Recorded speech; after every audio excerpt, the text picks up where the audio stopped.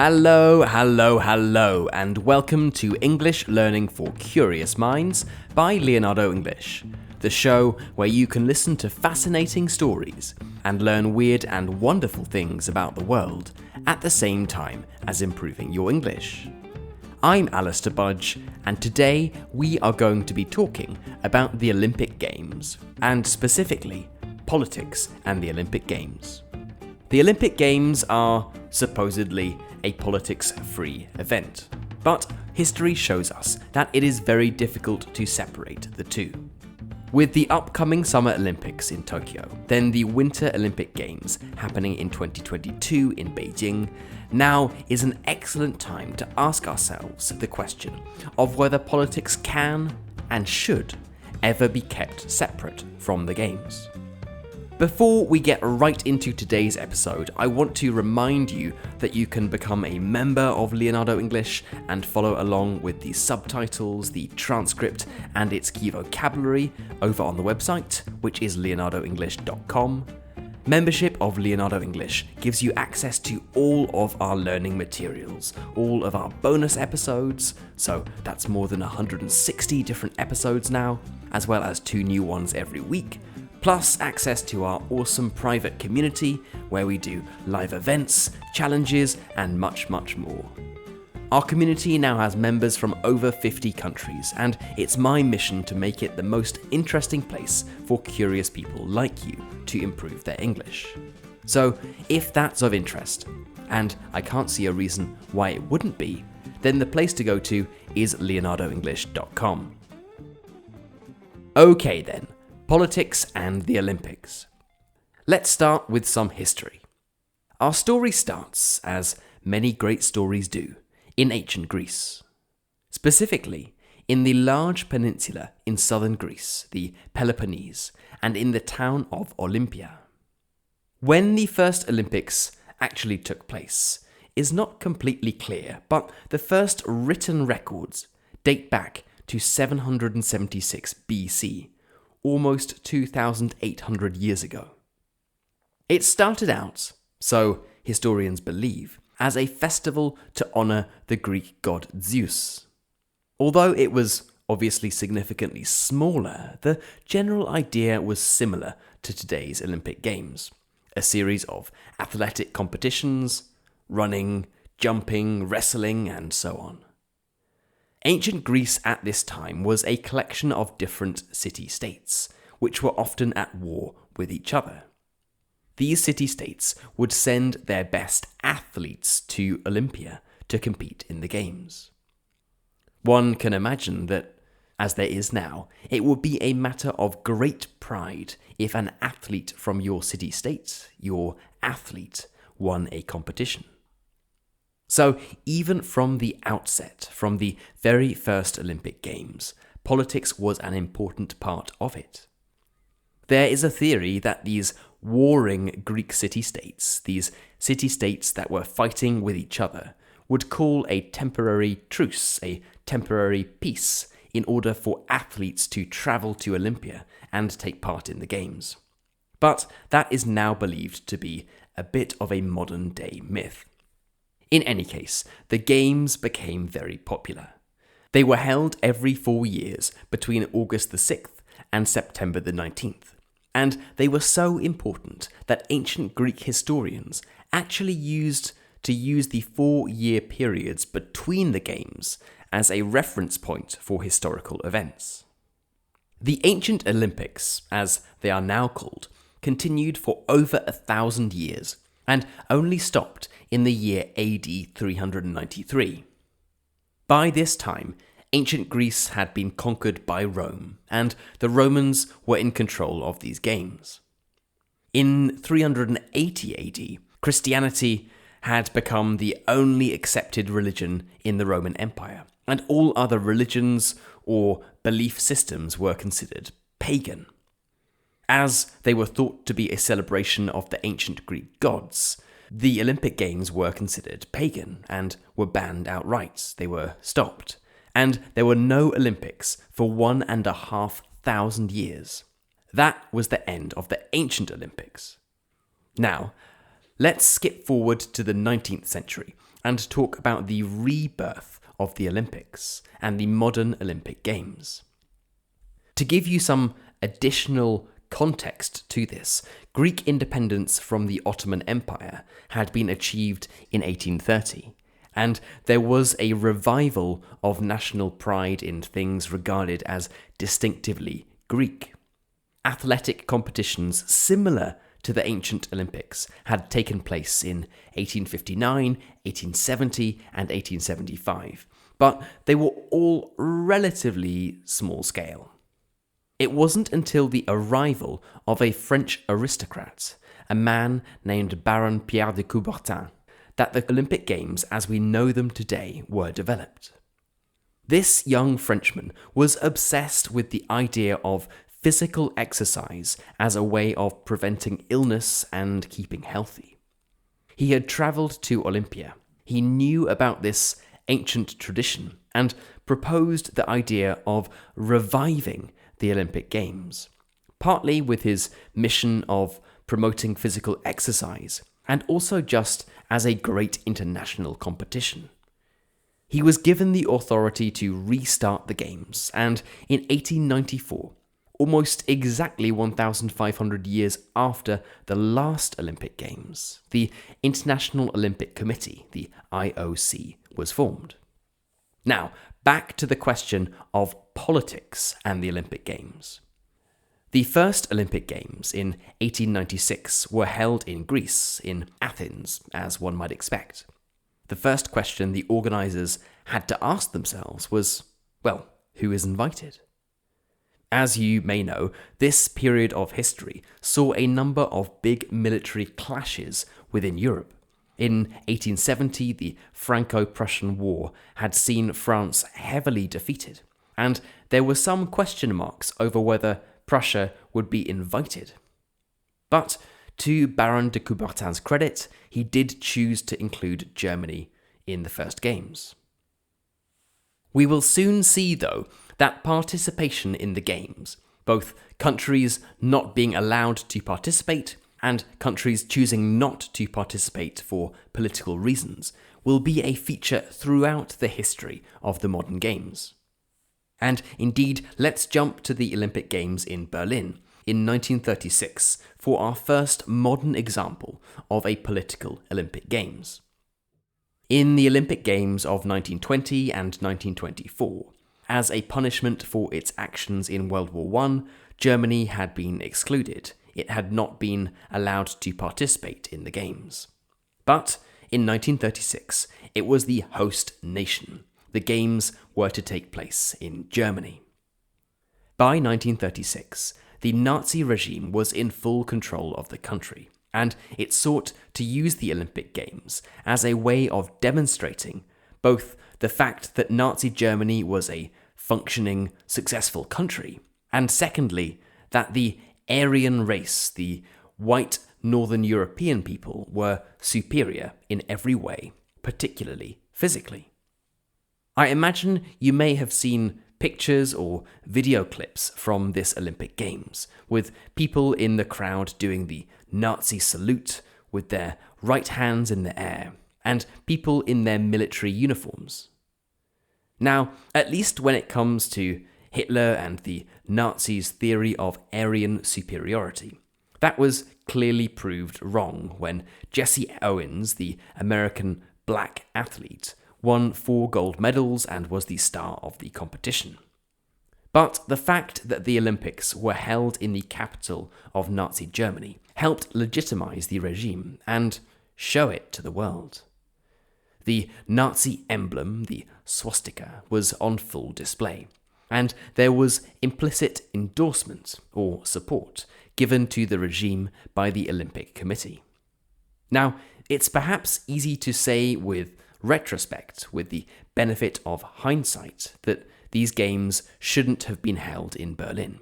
But it does raise the question of what types of countries should be allowed to hold the Olympics. Yes, probably not countries with regimes that look like they might commit genocide, but where do you draw the line? One only needs to look at some of the countries that have been awarded the Olympics in the past 20 years or so to find examples of countries that have at least been accused of some pretty terrible crimes. Let's move on to Mexico City in 1968.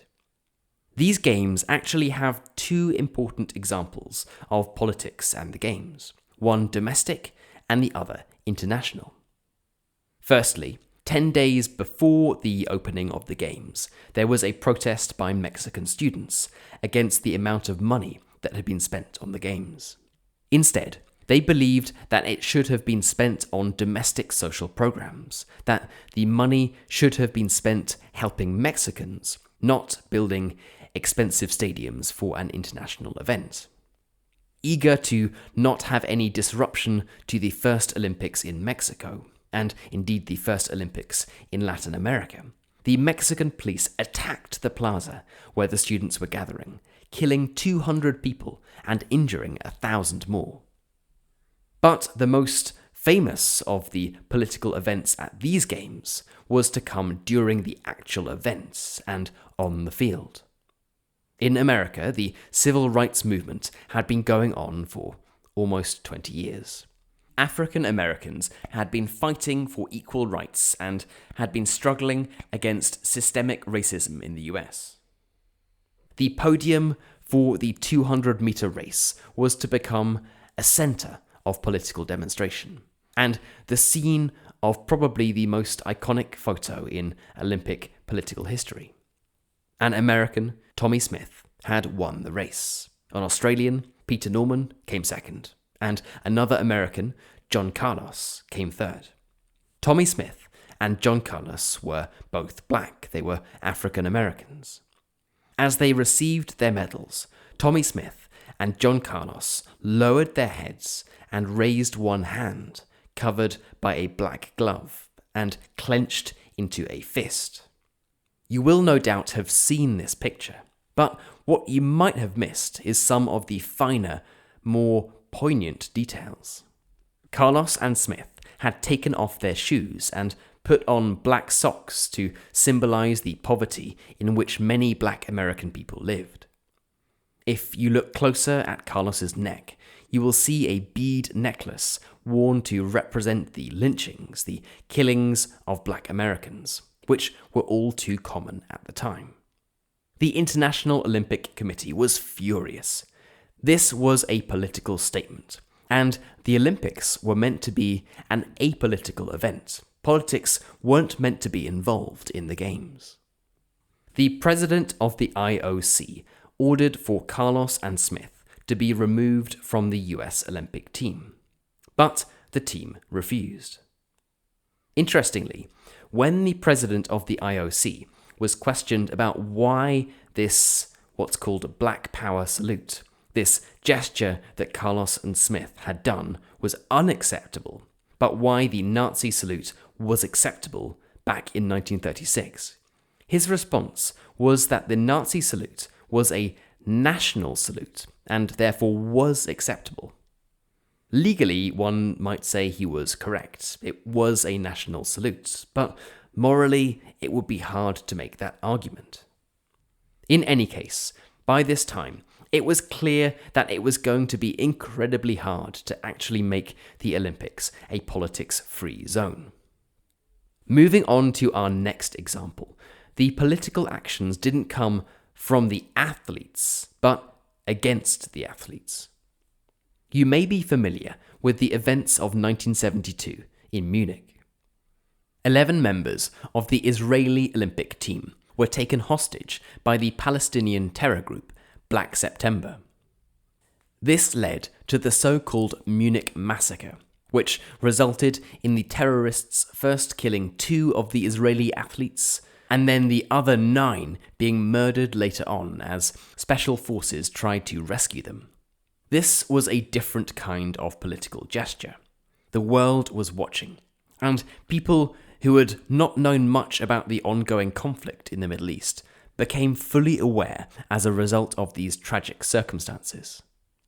The Olympics became a live theatre for Middle Eastern politics, And it was clear that it was an incredibly effective stage for getting one's message across, or at least highlighting an issue that most people around the world might not have been aware of.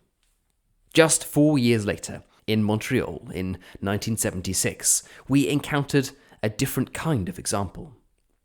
There is still the constant of the Olympic Games being used as a way to force political actions and promote or discourage political beliefs in countries thousands of miles away from where the Games are taking place. This time, though, we are talking about apartheid, the racist policy of the South African government that forced segregation between the white and black population. This was a system of institutionalized racial discrimination, which legislated for superior facilities and opportunities for the minority white people, and condemned the indigenous black population to inferior opportunities and, therefore, blatant, legalized and statutory discrimination. But these games don't include the South African Olympic team. South Africa was already not allowed to participate in the Olympic Games, and hadn't been since 1964 because of its policy of separating white and black athletes.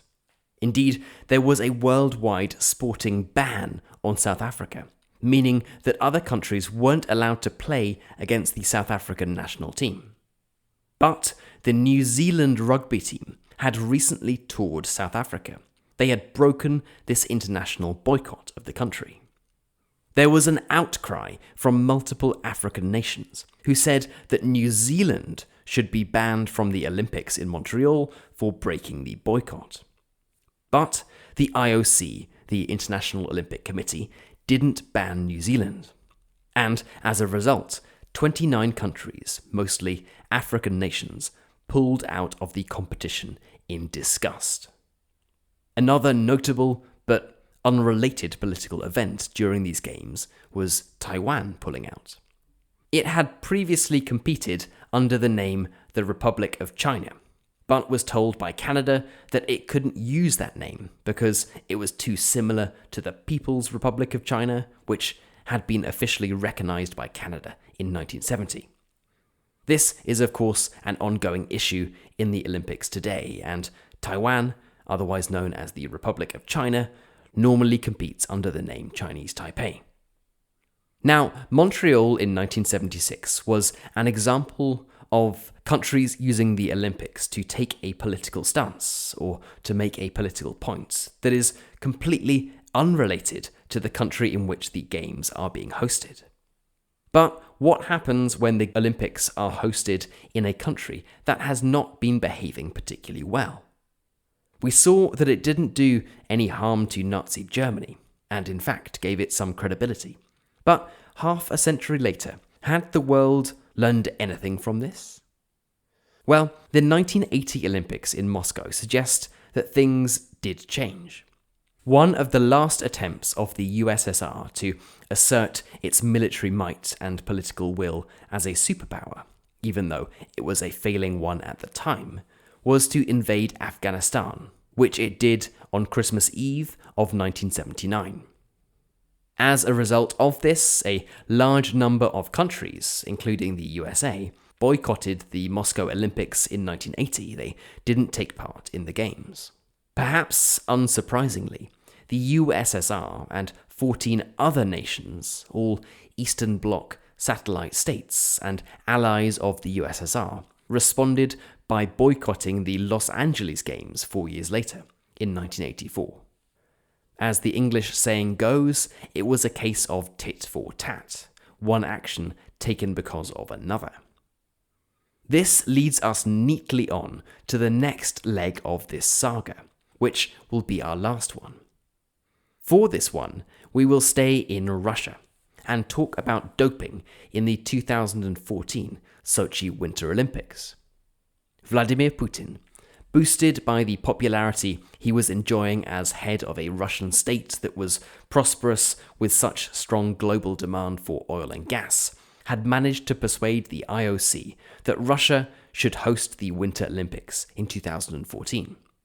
Putin Himself a black belt in judo and a man whose own public image was heavily dependent on his own personal physical prowess, whether riding a horse shirtless or showing his skill and strength in judo, aimed to use the Winter Olympics in order to showcase Russia's strength in sporting terms. You can, with the benefit of hindsight, see this as part of a coherent and determined plan to assert Russian power, alongside its continued military strength and increasing willingness to intervene internationally, a tendency that became evident with military interventions in Syria, Ukraine, and Crimea subsequently. Much to the embarrassment of Russia, the Russian doping scandal resulted in an independent report, the McLaren Report, concluding in 2016 that the collusion or secret cooperation between different elements of the Russian state had been complete and thorough. In other words, this was a large-scale, top-down effort to ensure that Russian athletes were able to use performance-enhancing drugs and therefore to cheat with the assistance of the state at the very highest level. This resulted in a total of 47 Olympic medals being taken away from Russian athletes who had won them in the London 2012 Olympics and a 2-year ban on Russia competing in international sporting events. So this is, of course, on one level just simple cheating, but on another level shows us how far some countries are prepared to go to win a competition. For Putin, winning a gold medal wasn't just about the glory of being the best at a particular sport.